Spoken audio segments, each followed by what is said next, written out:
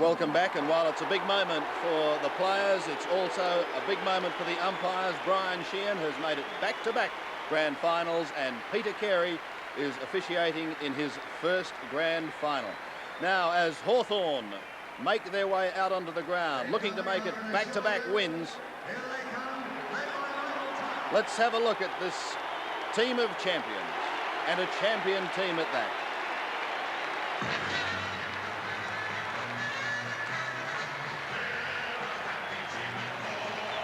They'll all bunch up together and then crash through the banner. These two sides have only met once this year.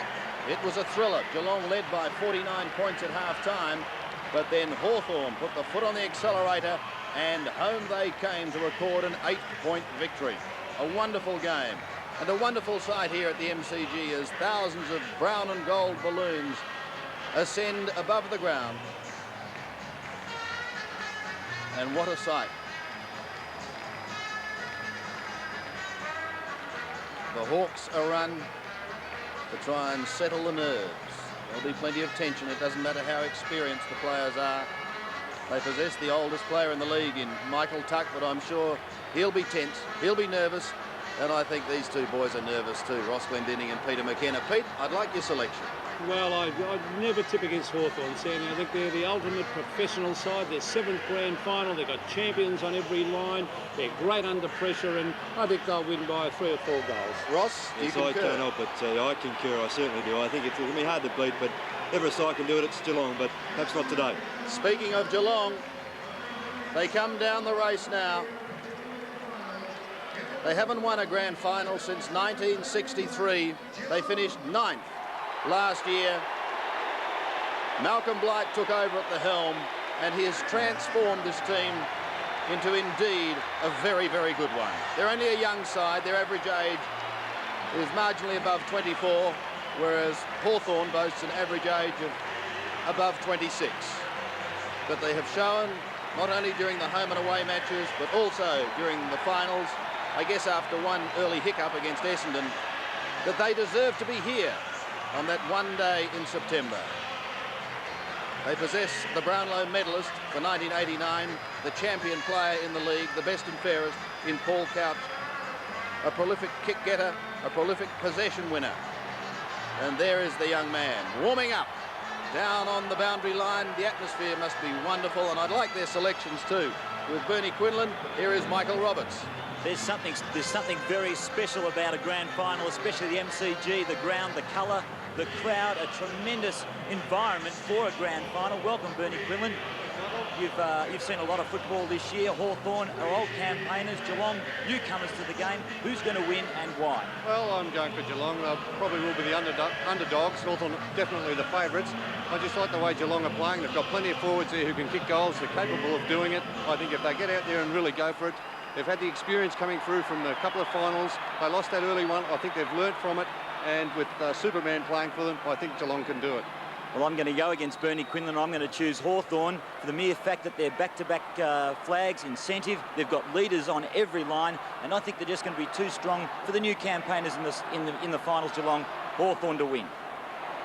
Thank you, boys. Well, we heard them, Ross, talking about Superman. I think we should explain to viewers internationally that Superman wears the number 5 Guernsey for Geelong, and his name is Gary Ablett. If you were Alan Jeans, the coach of Hawthorn, what would your ploy be? Well, I would be inclined, Sandy, to play Michael Tuck on him because of his experience, but it's just his diligence and preparedness to sacrifice his own game, Sandy, and just tidy up the player like Ablett, who you've got to concede will perhaps kick 2 or 3 goals, but if you can just prevent his dominance of the game, that's what I'd be looking for. Well, it would certainly make an interesting family discussion the following day, because Michael Tuck, the man you mentioned, has married Gary Ablett's sister. So there you go. And there is another superstar behind Robert Dipierre Domenico, is Dermot Brereton. And Pete, obviously a key for Hawthorn. A very, very big key, and I think aggression will be the nature of his game today. He can certainly play football, but Dermot, well known for his aggression. I think you'll find in the first 10 minutes of this game, he'll try and unsettle a few of the Geelong players with hip and shoulder tactics. But he is a past master of the hip and shoulder, and I think that he'll be very, very aggressive towards the ball early. There's been a lot of talk, Ross, about the experience of Hawthorn and the lack of it as far as Geelong is concerned. But in the preliminary final, they appear to have shrugged that off. Well, I think so, Sandy. Not only that, their youthful exuberance will certainly be a big key today there, and their ability to run quickly over the ground, I think, is also a key. Plus, Sandy, they are in very, very good form. Hawthorn did spring one surprise. We just saw the youngster Greg Madigan, a big task for him, and he obviously they'll be looking for great assistance for Greg Deere. Well, I know as a schoolboy that Greg Madigan jumped 6'6" in high jump, and so he's got the spring. He can also play in defence, but certainly, Ross, he is there in case something happens to Greg Deere. With that two-pronged Geelong attack of Burke and Flanagan, that's certainly the case, Peter. And there's another key player in Stoneham, number 26 for Geelong at centre half forward. The players have lined up. We have with us now the choir from the Victorian School for the Deaf, the Victorian Children's Choir, and also John Farnham for the singing of the national anthem, Advance Australia Fair.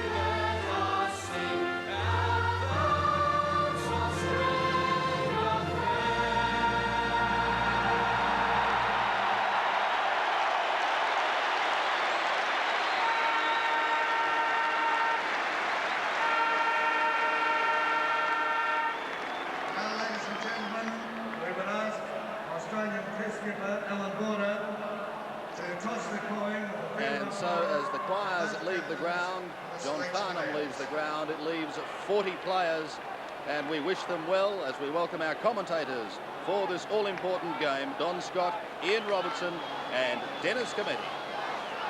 Thank you, Sandy. So the moment has arrived in bright sunshine here at the MCG, the two sides on the ground, and what a sight it is. Ideal conditions for football, Don Scott. Yes, it is, and let's just hope that that sun stays under the clouds, Dennis, because it is a humid day, as we've already heard. The ground in perfect condition, but it does play tricks, doesn't it, when you've got to look into the sun, Ian? Yes, it can be a bit of a problem, Don, but you couldn't get more perfect conditions than at the MCG this afternoon. Here's the toss of the coin with Michael Roberts. Right, the toss. Alan Border has got the coin. Shaking hands, Damien Burke and Michael Tuck, the two skippers.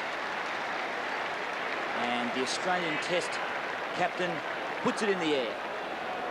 It's landed on heads. Damien Burke, the Geelong captain, has won the toss. He is going to the main scoreboard end, which is left of screen. And Michael Tuck is going over to tell his troops the non-scoreboard end, which is right of screen.